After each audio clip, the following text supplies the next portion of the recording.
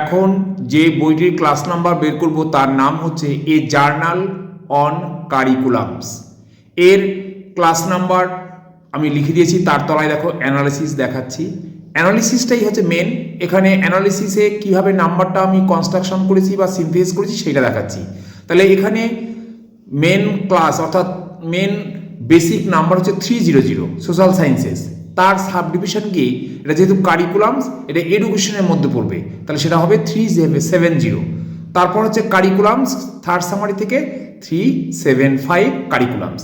এর তলায় নির্দেশ দেওয়া আছে, যেহেতু জার্নাল, আমার জার্নালের নাম্বারটা আমাকে টেবিল 1 থেকেই আনতে হবে। তাহলে টেবিল 1 থেকে ব্যবহার করতে গেলে কারিকুলামসের তলায় নির্দেশ আছে 0.0001 থেকে 0.0008, এটা standard subdivision notation from table 1।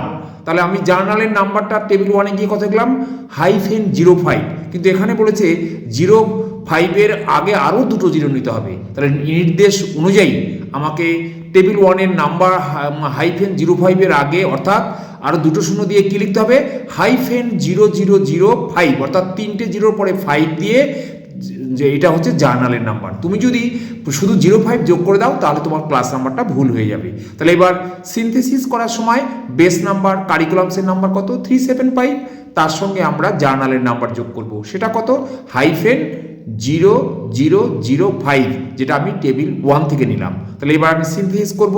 তাহলে সিনথেসিস করার পর নাম্বার আমি পেয়ে গেলাম। এবার আমি এইভাবে অ্যান্সারটা লিখব, therefore the class number is 375.0005।